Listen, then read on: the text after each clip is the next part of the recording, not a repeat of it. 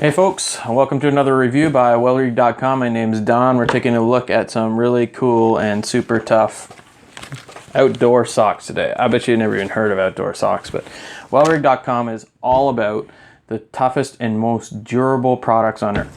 So if you're looking and you're wondering about where you can find recommendations on the toughest products within all the different categories, head on over to wellread.com where there's a building list of more and more reviews looking at the toughest products on earth.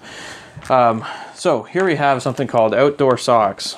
They're called FYFs by the Barefoot company. We're going to be taking a look at them.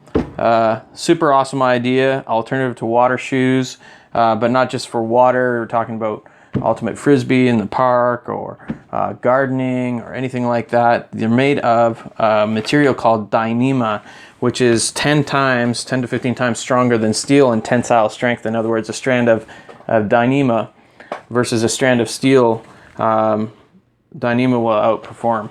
So that's cool. We've got two different kinds going on here. The short ankle socks and the full, what they call high tide socks.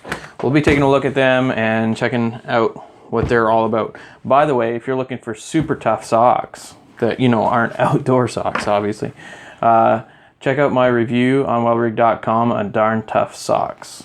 All right, head on over there. Super pumped about them. Lifetime guarantee, unconditional. Love those types of companies. Support them. Okay, so we're going to take a look first at the high tide ones. They've got they're way more bolder, of course. Not understated at all. A nice big Swiss, proud Swiss cross on them. I have a few things I wanted to point out. First of all, you'll notice that unlike most sock designs, the whole stitching, basically the seams run along the edge, the whole perimeter of the sock. You see, even around the toes. That so that the actual stitching and seams do not come in contact with the ground at all. Even the heel is only partially stitched down so that the stitching, the seam doesn't actually become a wear point when you're going across various terrains. Okay, so how did I use these FYF socks? Barefoot company recommends that you do not use these socks over hard surfaces in extreme situations. These are, after all, socks. You have millimeters between you and the ground and various surfaces that you can't expect these things to per se outperform shoes as far as durability, especially if you're into super extreme stuff. I see some people reviewing these things and they're on hard surfaces, they're doing dance and stuff like that, and they're wearing them out. Especially people that are using these on pavement for their barefoot running or sidewalks and things like that. They are not designed for that. They're designed for soft outdoor terrain. So if you're running even over extensive amounts of rock and stuff like that, you will decrease the life of these socks. Now, I took them fishing, and I can attest to you. I'm just walking down and hiking down to the brook here in Canada. Look, love brook trout fishing in Canada. I love the streams. It's just beautiful down there. I took my kids, really enjoyed, took the walk. Man, it's awesome. It's just like you're a kid again, walking down there with bare feet and, in these things.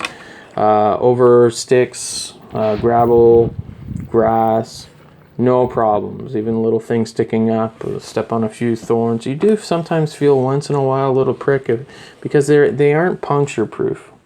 You will feel, I never got hurt at all. But they don't claim to be puncture proof because they are actually stitched. So something could get in between the stitches. They are abrasion and cut resistant. That's really where their strength is. So sharp rocks and things like that, you'll be protected very well from them. I took them fishing, and I'll tell you, as soon as I got down to the stream that I was fishing, I had a lot of rocks there. I would say about this size. And those type of rocks under your feet, even in barefoot socks, are not comfortable. So I wouldn't recommend using these over rocks about that size. Smaller rocks that big, not too bad. As you get into these size ones, the pressure points are just all over your feet, and it hurts. After an hour and a half, I was ready to be done. And I wouldn't lay that blame on the socks. I would just say, I was being overzealous, right? These are better for softer surface shores and beaches and sports, grass, gardens, parks, even dirt, you're good and comfortable in them. So I use these because of the rushing water. Very good for rushing water because they hold onto your foot a lot better, although never even came close to coming off. How was the grip? No problems. Felt very secure on the rocks and was able to mold again, the advantage of having toes is you can feel under the water, and you're in rushing water, in water that you can't see below the surface. That's great for having toe socks. You can feel with your feet. Your feet can become your eyes because you can actually get information. And so even in sports, for instance, athletics or climbing, you can use these socks, and your feet give you feedback as to your terrain. So much more feedback than shoes would. You can feel the terrain. You can feel the consistency of even traction that you have. So you can push if you're into sports and things like, you can push your traction to the limits of what the terrain is going to give you based upon the feedback that you're feeling with your feet, that you will not get with shoes because you're insulated from the surface. So with shoes, you have to judge and guess a little more as to what kind of traction you get. These, you can really have more confidence to how far you can push your traction because you're feeling it literally, and you're getting that information in real time as you're using them. I'm not an athlete. I've got a buddy who's an athlete. I sent him a couple pairs and said, try these out. He tried them out, and he used them for especially weightlifting and things like that. He found that they were really awesome to have the lightness, give him that sense of energy. I'm not sure how much better his performance was, but if you're an extreme athlete, every little bit counts. He used them especially for leg exercises, and he was doing squats and things like that. He felt like he could control his balance a lot better just having with the feel of his toes and things like that. So that was a plus. He said he really, really would recommend them for beach volleyball. 100% agree. I'm not a beach volleyball guy, but I can totally see these things rocking beach volleyball. No question about it. Now, what would I recommend these for? A barefoot summer, a leisure life. I'm thinking these are perfect for cottage life, perfect for the beach, perfect for gardening. These things are perfect for leisure life. I mean, that's me. Into sports, if you're into sports, I don't see these as in-between things. I don't think there's an in-between. Either you're going to use them for competitive sports because of their price point, $80. You're going to use a barefoot runner is going to use these, pay the $80, enter competition, and use these things for foot armor so they can push himself farther and give him the competitive advantage.